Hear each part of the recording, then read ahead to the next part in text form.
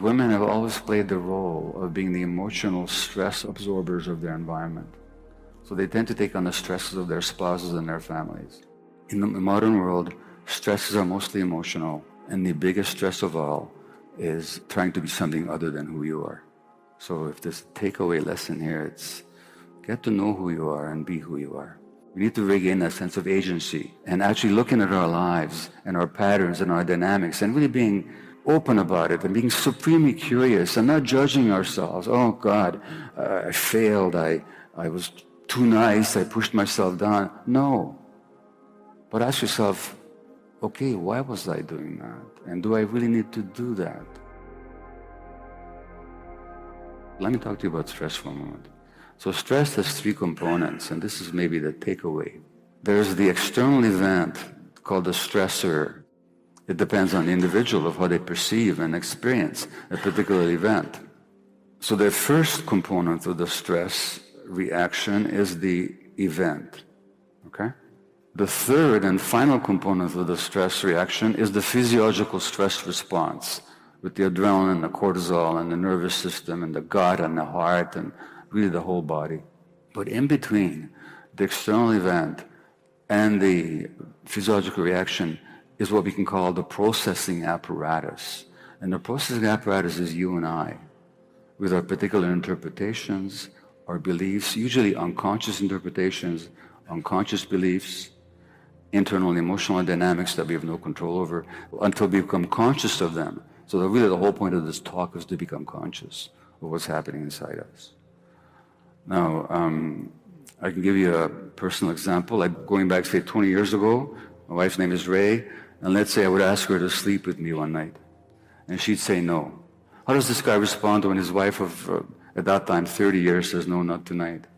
Well, in my case, I would curl into a fetal ball, wish that I was dead, and next morning I couldn't even look her in the eye. And what's that all about? Well, of course, you'd say it's about abandonment and rejection. But I wasn't being abandoned or rejected. She just said not tonight, for any number of reasons. What it's really about is that when I was 1 year old, and some of you who know my life history may know this, I was given to a total stranger by my mother, and I didn't see her for 5 or 6 weeks. And this was to save my life in wartime Hungary in December of 1944. I was just under a year old. John Bowlby, the great British psychiatrist and researcher of attachment, talked about the infant's or the young child's response when the mother doesn't show up. These studies were done here in Britain. The first response of the infant or the child, actually the young child, is anxiety when the mother doesn't come back.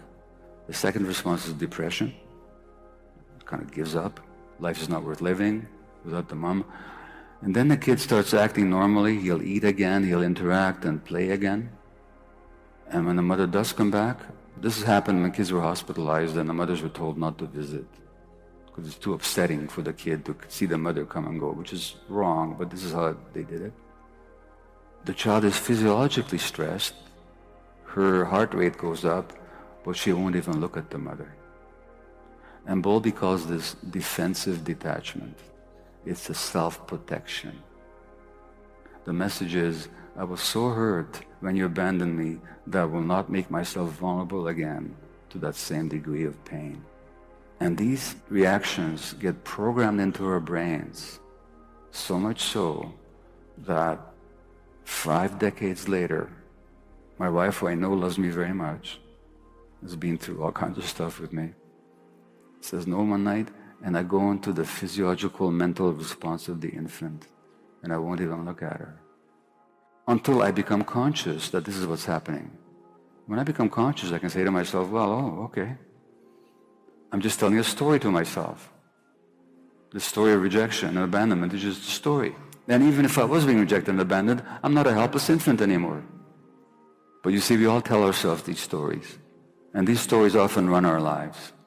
And to the extent that they're unconscious, and to the extent that we keep suppressing ourselves for the sake of attachment, for the sake of being accepted and loved and respected and accepted by others, and we're disconnected from our true selves, to that extent we're stressing ourselves, and to that degree we're actually making ourselves sick. And from that point of view, illness comes along to teach you something. Now, I'm not inviting you to get sick to learn this lesson. Nobody wishes that on anybody else whatsoever. What I am saying is that when illness does come along, or when they did get sick, rather than just simply see it as a calamity to battle against, they also saw it as an opportunity to learn. And what people keep learning over and over again is how they had not been themselves. Illness came along to bring them back to themselves. That's what they keep learning. Nobody should be a passive recipient to anybody else's care. We need to regain that sense of agency. Is that sense of agency of actually making the decisions and actually looking at our lives and our patterns and our dynamics and really being courageous about that and being open about it and being supremely curious and not judging ourselves. Oh God, I failed, I was too nice, I pushed myself down. No. But ask yourself, okay, why was I doing that? And do I really need to do that?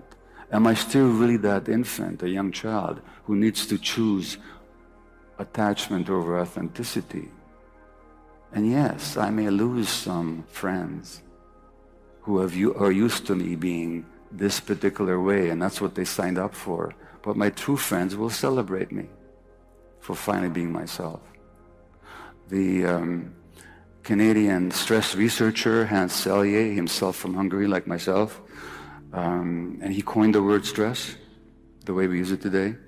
He said that in the modern world, stresses are mostly emotional, he said, and the biggest stress of all is trying to be something other than who you are. So if this takeaway lesson here, it's get to know who you are and be who you are. The true self, the authentic self, is never lost. In fact, there's a very interesting word that we use when it comes to illness or addiction. What's the word that we use when people get better? They recover. What does it mean to recover? It means to find something. Well, if you find it, it means it could never have been lost in the first place. So I think that healing is all...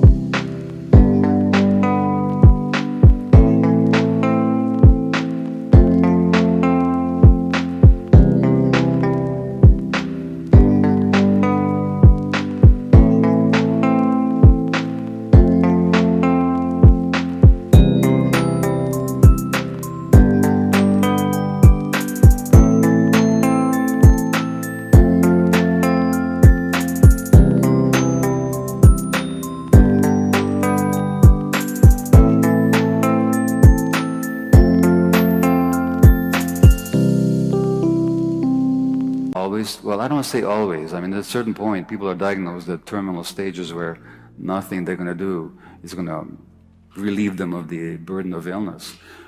But often, becoming conscious, having some agency in your life can make a huge difference. If we only supported people in doing so. Now, let me go back to this question of women and multiple sclerosis. Women have always played the role of being the emotional stress absorbers of their environment.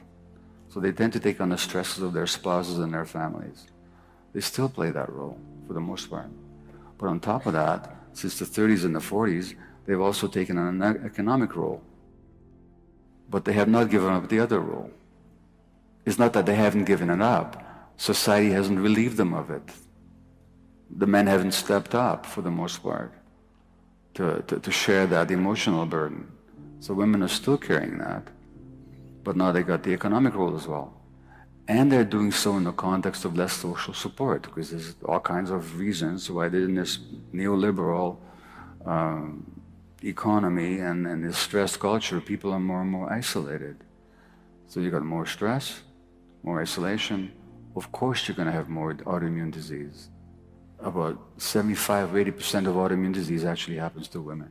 And I believe all that can be reversed if we become conscious. The role of emotions in general is to keep out what's unhealthy and unwelcome, and to let in what is desirable and welcome. So emotions keep out what's unwanted and toxic, allow in what's healthy. What is the role of the immune system? It's the same thing. Now we know that the immune system and the hormonal apparatus and the emotional apparatus and the nervous system are not separate systems, which simply means that when we suppress any part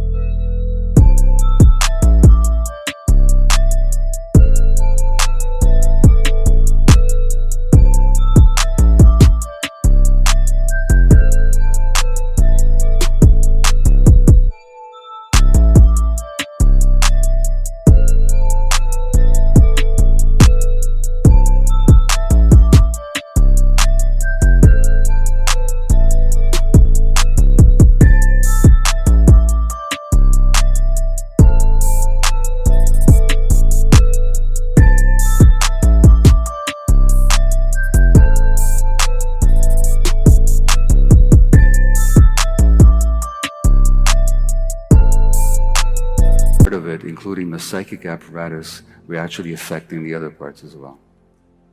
And that's why it's so important to know the distinction between healthy anger and unhealthy anger, because when you suppress the healthy anger, you're actually affecting every aspect of your physiology.